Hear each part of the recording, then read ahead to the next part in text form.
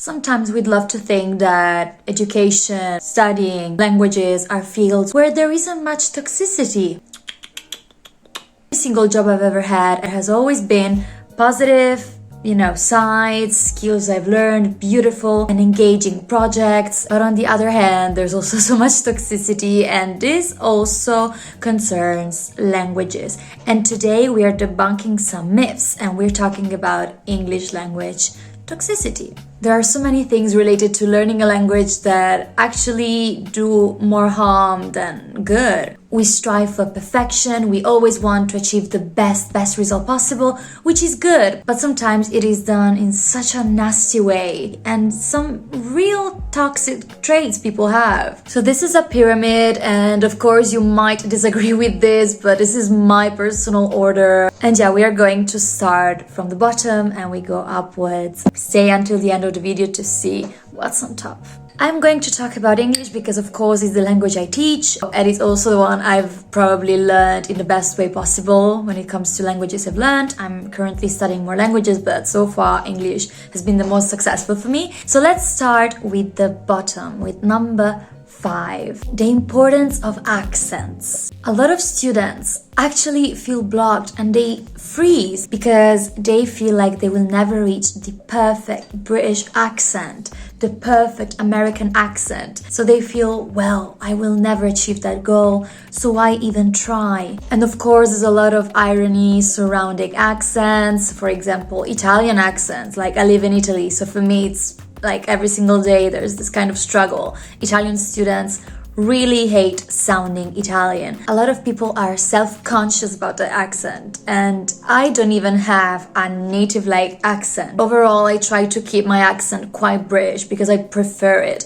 But that's my personal style, my personal preference. But I know that while I speak, I don't have the exact British RP accent. I know I don't have it. It doesn't mean that I don't sound good in English. There is no perfect accent. Being self-conscious about your accent only makes it worse for you because you feel not good enough. You feel like even though you speak very good English and you're fluent in English, it still isn't good enough, which, trust me, is probably one of the most difficult aspects to work on when it comes to languages. Like, accents depend on where people live and what type of language do you use, how do you speak, what kind of influences do you have. For example, when I speak in Polish, because I'm also a Polish native speaker, I have a very strong accent. I am not even aware of it, and I can't hear myself having that accent. But when I record myself, I can hear it, and I'm like, do I sound like this? But it doesn't stop me from speaking with people, and people still understand me. I attended university in Poland, I graduated in Poland, even though I had this very strong accent. So it's really not that meaningful. It's probably more of a problem to you than to other people. If people can get you and you understand people, why bother? Why bother so much? If your goal is to focus on accent, absolutely. But it's so easy to fall into this bias of, I don't know how to speak the language because I can't produce the perfect British accent, which doesn't even mean anything, honestly. Number 4, teachers can only be native speakers.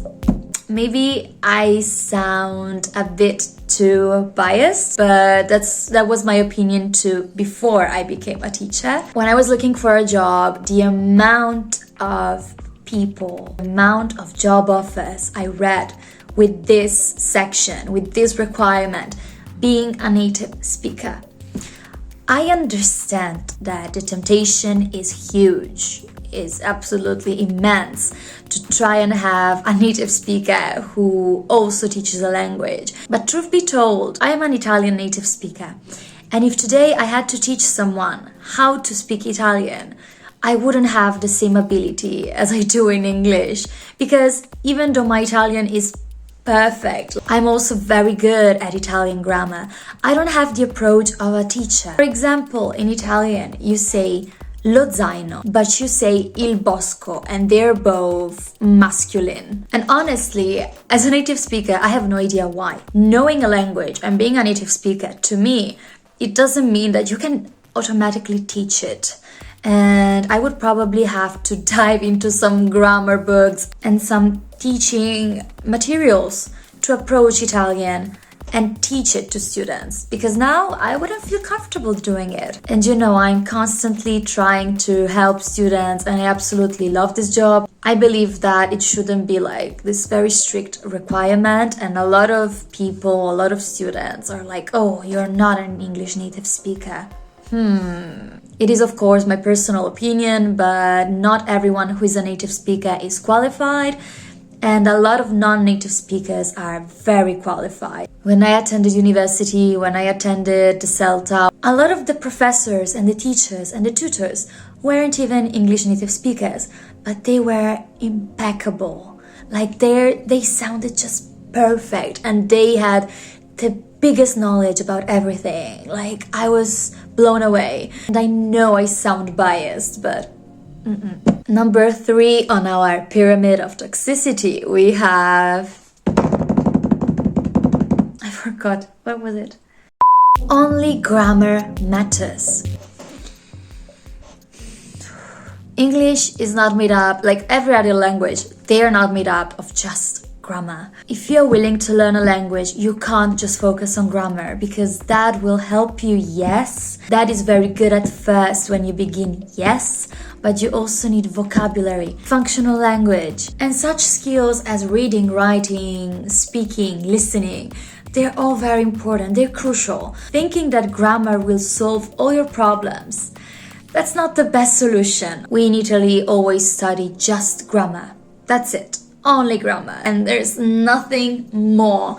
There is hardly ever any kind of listening, like it's quite rare. Speaking, zero speaking, like maybe some kind of very short dialogue, extremely brief, but there's hardly ever any conversation going on in the class. The writing, okay, the writing I did it. I had my fair share of writing, but in real life, like, the speaking part is so neglected. The functional language is so neglected. It doesn't matter if I study every single use of the present perfect and the past participle, and I don't know how to even say basic things about me, about my life, about my everyday routine. Everything that could be important to me or I would love to express. It's not just about grammar.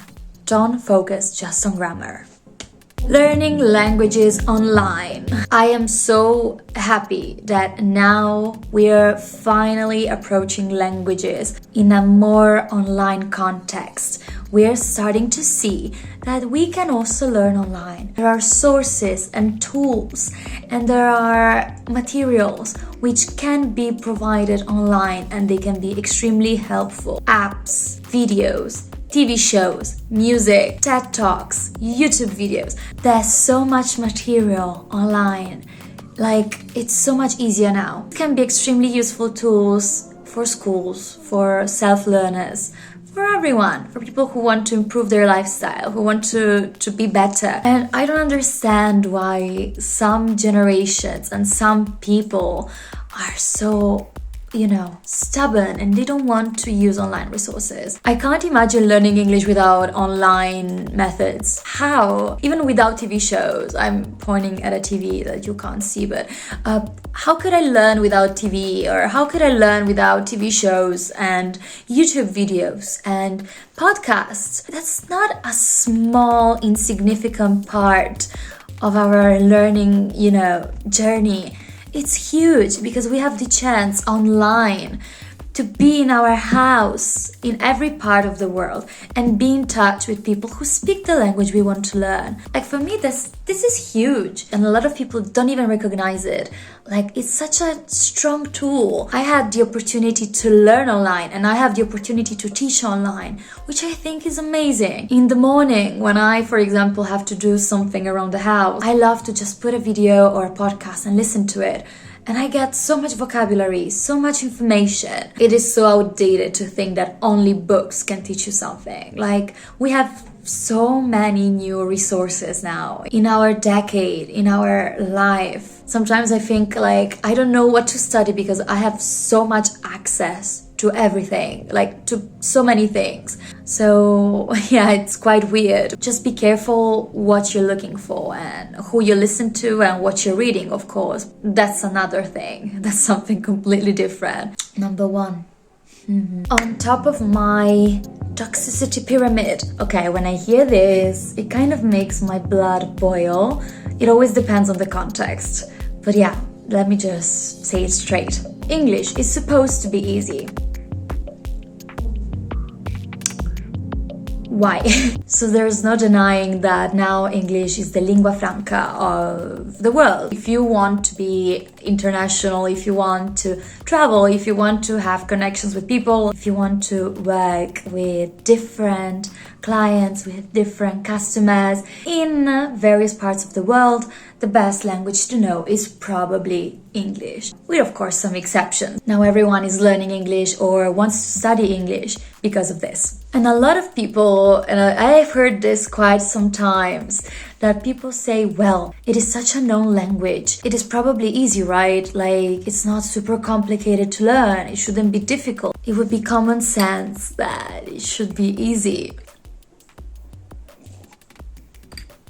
Easy is a very subjective concept, like what is easy for you possibly is not easy for me, and vice versa. For me, switching from Italian to Polish is quite easy. For someone else who is not trained to do it, who doesn't do it, while I've done it for 25 years, sort of.